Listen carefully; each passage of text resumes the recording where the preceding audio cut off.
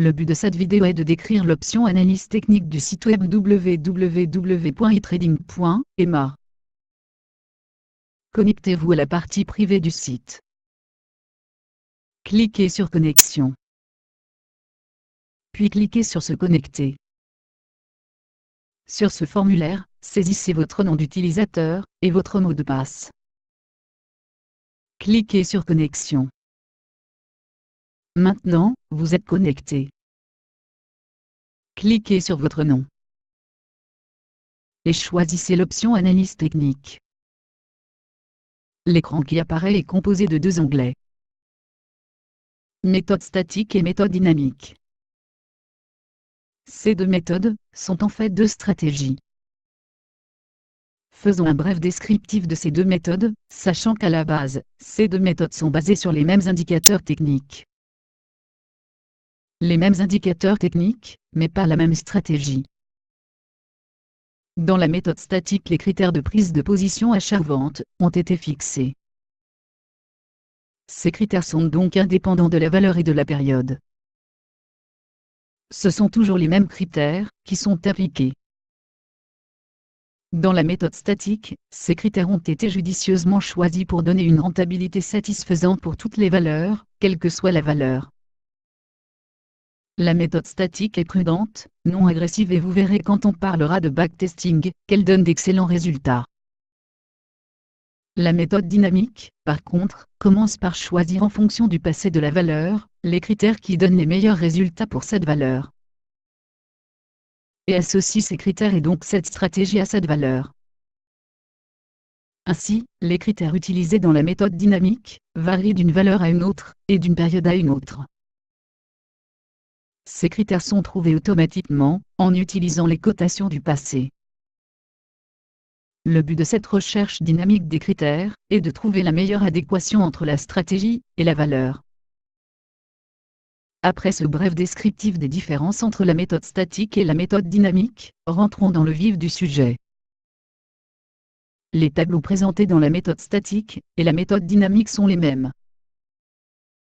C'est-à-dire les mêmes colonnes, mais évidemment pas les mêmes contenus. Par conséquent, la description d'un tableau vaut description de l'autre tableau.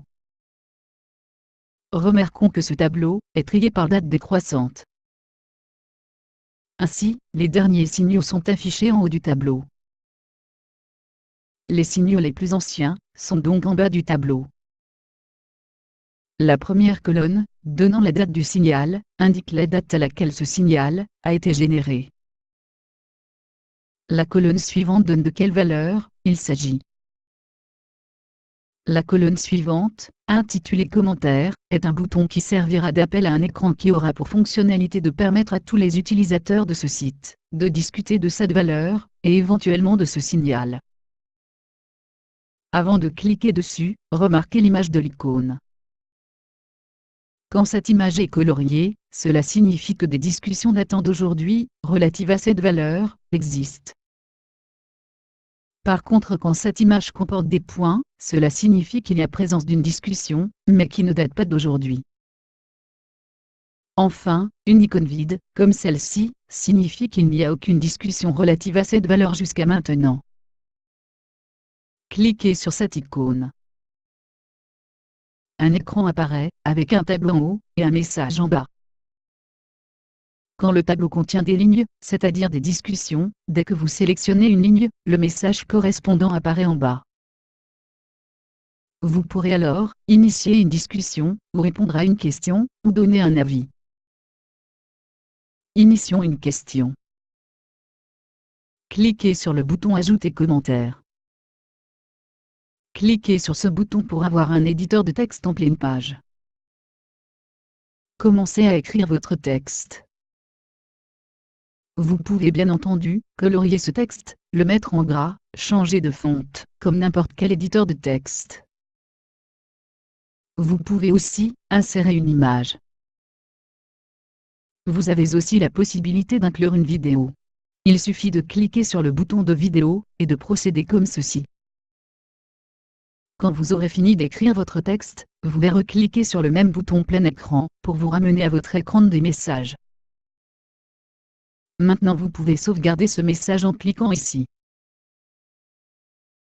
Le message que nous venons de créer apparaîtra chez tous les utilisateurs de ce site, qui pourront éventuellement émettre un avis. Revenons sur le même écran. Remarquez ce bouton plein écran. Il vous permet de cacher le tableau en n'affichant que la partie message. Cliquez dessus une seconde fois pour revenir à votre écran. Quand vous aurez fini de lire les messages et commentaires, cliquez sur le bouton fermer. Nous voilà revenus à notre tableau des signaux. Maintenant, regardons sa quatrième colonne, le signal. Ce signal peut être en vert, signifiant une position achat. En jaune, ce signal ne peut pas être un signal généré aujourd'hui, et il signifie l'exit d'un achat. En rouge, signifiant une vente short. Ou enfin, bleu, signifiant l'exit d'une position short. Puisqu'au Maroc, nous ne shortons pas, c'est-à-dire nous ne faisons pas de vente à découvert, l'interprétation des signaux rouge et bleu devient très simple. Un signal rouge est interprété comme un exit fort. Et un signal bleu est interprété comme un signal faible d'achat. Dans toute la suite, on ne s'intéressera qu'aux signaux verts et jaunes d'achat. Notez également que le signal comporte dans son libellé la qualité du signal. Cette qualité peut être achat fort, achat moyen ou achat faible, tel que défini par la stratégie. Sautons les trois colonnes, stop loss, court et target. On reviendra sur ces colonnes ultérieurement.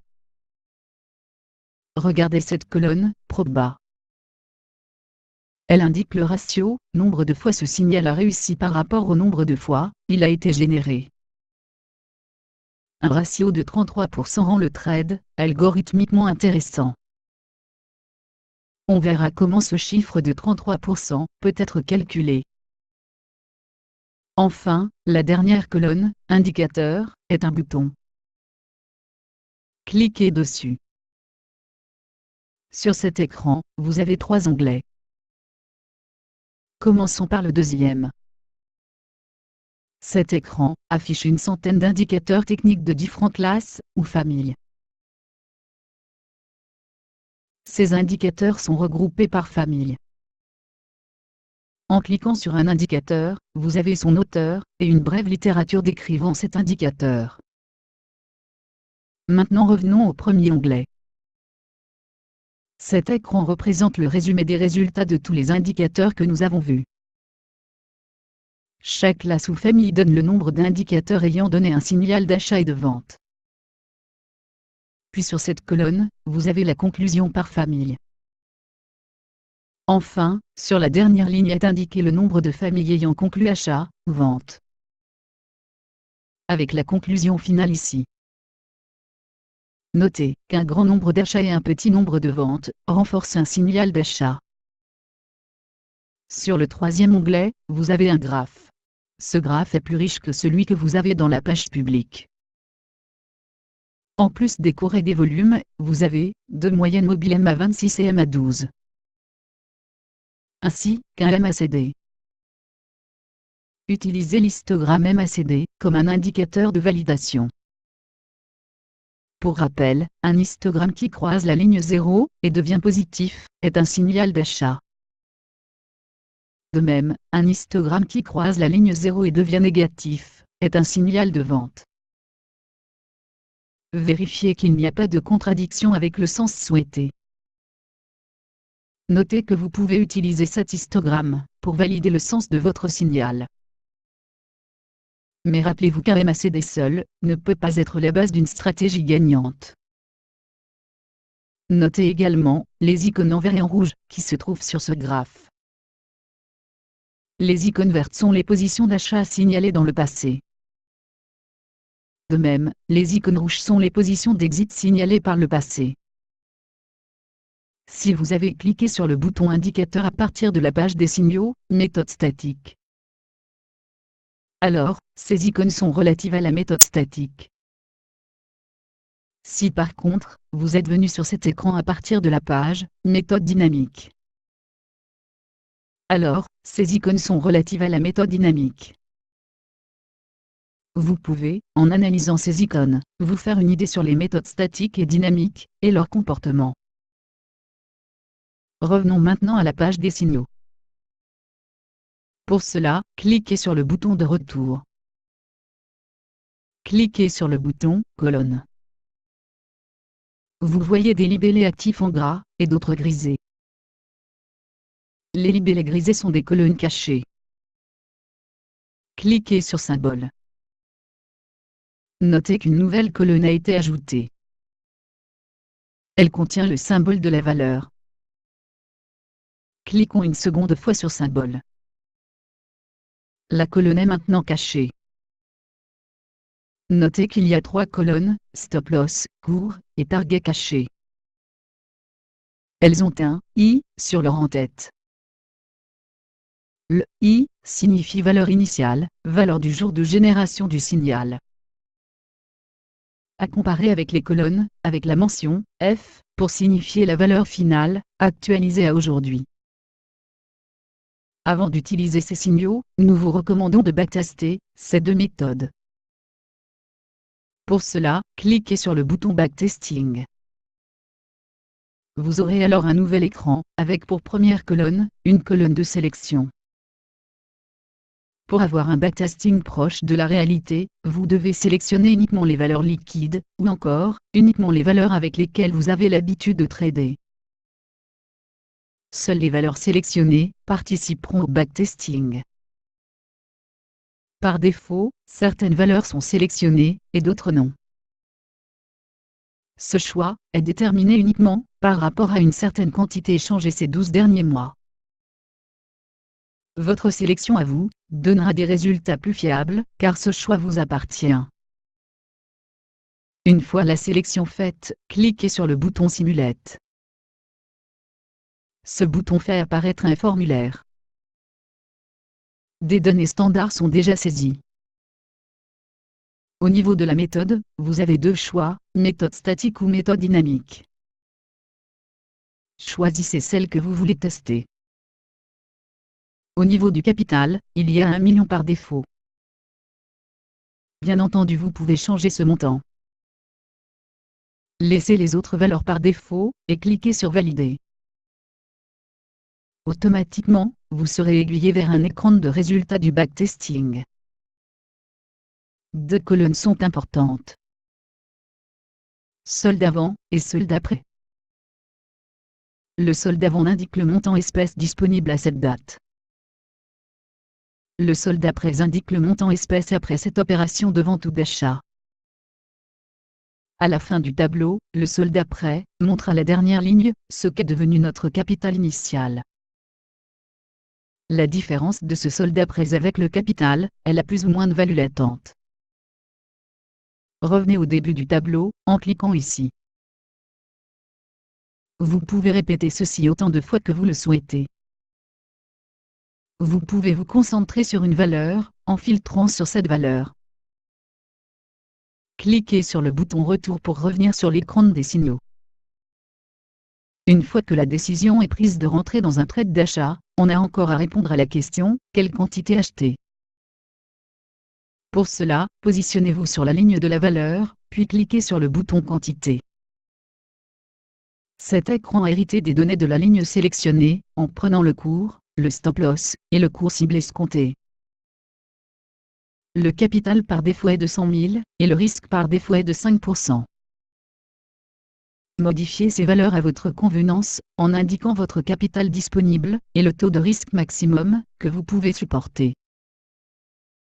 En modifiant ces valeurs, les autres données de cet écran changent.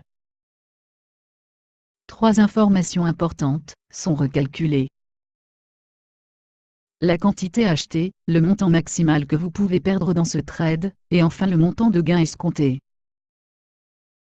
Vous pouvez réajuster ces montants en redéfinissant un autre capital, ou en changeant le taux de risque. Fermez cette fenêtre une fois que vous aurez fini. Exercez-vous sur cet écran. Sachez que vous n'êtes pas seul, et que toute une communauté est connectée à eTrading.ma. Posez des questions. Donnez votre avis. Participez activement à ce forum.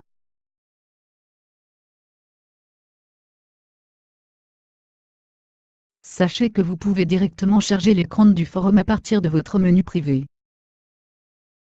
Sur cet écran vous avez toutes les discussions qu'il y a eu.